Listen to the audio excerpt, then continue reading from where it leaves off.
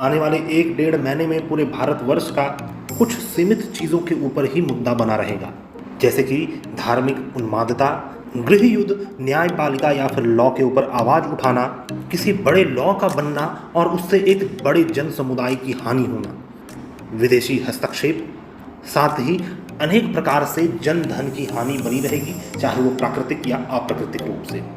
क्योंकि यदि आकाशीय स्थिति देखी जाए तो कुछ बहुत ही विशेष प्रकार के योग आकाशमंडल में बन रहे हैं और उस आकाशीय स्थिति को देखते हुए हम कुछ भविष्यवाणी आपके सामने लेकर प्रस्तुत हुए हैं। मैं हूं आपका आध्यात्मिक दोस्त डॉक्टर मोहित और वेद शास्त्र संसार में आपका स्वागत करता हूं।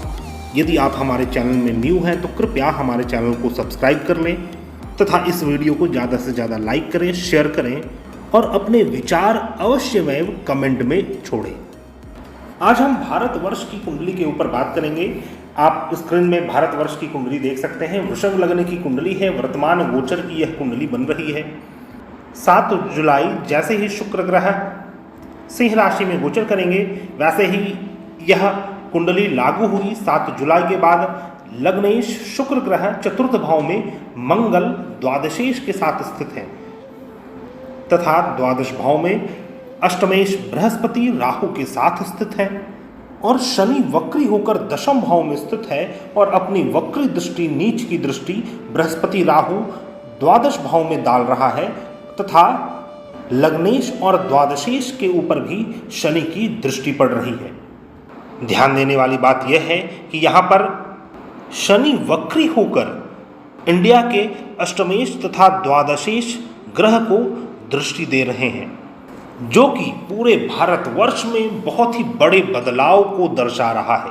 आने वाले समय में विद इन अ मंथ बहुत ही बड़ी बड़ी घटनाएं इंडिया में देखी जा सकती हैं, जिसमें से सबसे बड़ा रहेगा गृह युद्ध जैसी स्थिति, सिविल वॉर जैसी स्थिति, क्योंकि अनेक प्रकार से जन धन की हानि होनी रहेगी, चाहे वो अत्यधिक वर्षा के कारण हो या फिर किसी प्रकार की हिंसा के कारण। ज्योतिष शास्त्र में बृहस्पति को न्यायपालिका माना जाता है तथा शनि को लॉ माना जाता है। तो कोई एक लॉ अपने न्यायपालिका के विरुद्ध जाकर अपने आप को स्थापित करेगा, क्योंकि वक्र शनि की नीच दृष्टि बृहस्पति के ऊपर पड़ती है और इसका प्रभाव जीव जंतुओं के ऊपर पड़ेगा, क्योंकि बृहस्पति जीव है तथा इंडिया के अष्टम भाव के स्वामी हैं। अष्टम भाव बहुत सारे जीव जंतु तथा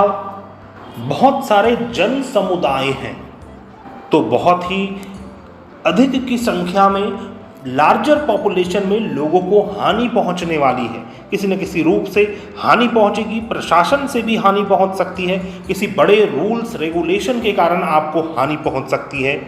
और यहाँ पर विशेष बात यह है कि जिस बृहस्पति राहु को शनि की वक्री नीच दृष्टि पड़ रही है, उनकी दृष्टि, बृहस्पति और राहु की दृष्टि इंडिया के चतुर्थ भाव में पड़ती है, जहां पर शुक्र और मंगल ग्रह विराजमान है।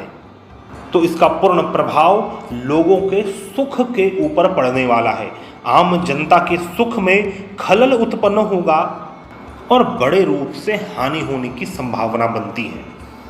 यह स्थिति 7 अगस्त तक बड़े रूप से रहेगी, क्योंकि शुक्र जो है वो इंडिया के लग्नेश है और 7 अगस्त को वक्री होकर कर्क राशि में चले जाएंगे। धर्म और कर्म भाव के स्वामी शनि ग्रह वक्री होकर दशम भाव में स्थित हो रहे हैं तथा बृहस्पति जो कि धर्म के अधिपति देवता हैं, उनके ऊपर वक्र दृष्टि डाल रहे हैं और राहु एक पाप ग्रह बृहस्पति के साथ स्थित है, जो कि धार्मिक उन्माद को उत्पन्न करता है। धार्मिक उन्माद क्या होता है? धार्मिक उन्माद का अर्थ होता है कि अपने ही धर्म को, कर्म कांड को सर्वश्रेष्ठ समझना तथा दूसरे के धर्म को हेय समझना, नीच निम्न समझना तथा अपने बुद्धि विवेक का उपयोग न करते हुए अंधविश्वास तथा पाखंड को बढ़ावा देना, यह धार्मिक उन्माद को दर्शाता है।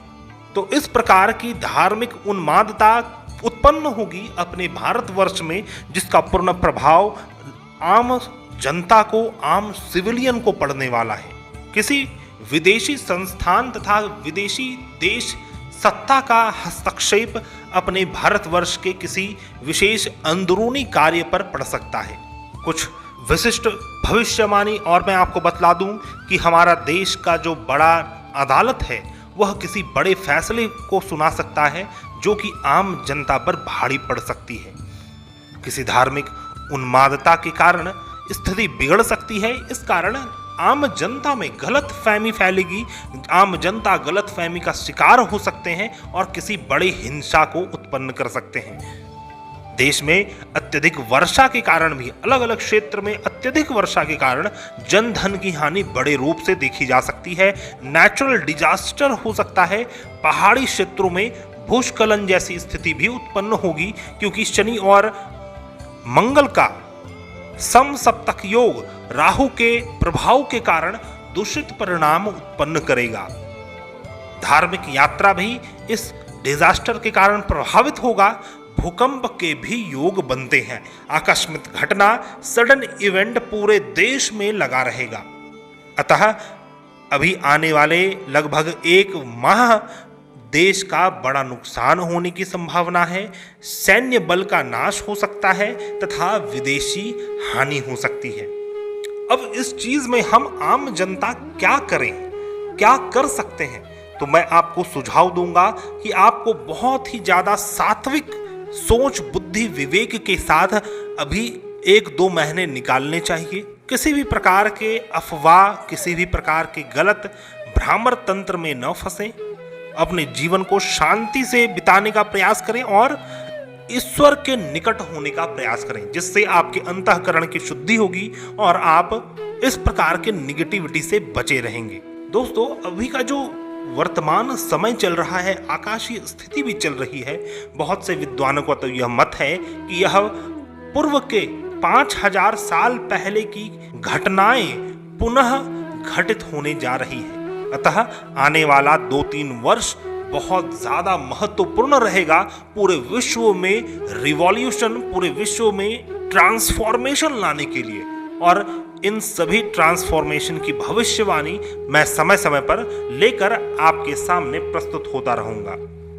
हमारी कोशिश यही रहेगी कि प्रत्येक माह मेदिनी ज्योतिष के ऊपर भी एक वीडियो अवश्य आए। आशा करता हूं आपको मेरा यह वीडियो पसंद आया होगा। आने वाले वीडियो में हम अगस्त राशिफल की श्रृंखला पब्लिश करने वाले हैं, जो कि पूर्ण रूप से सटीक तथा आपके जीवन के सभी क्षेत्रों को टच करने वाला रहेगा। हम मिलते हैं नए वीडियो में, तब तक के लिए धन्यवाद। जय हिंद।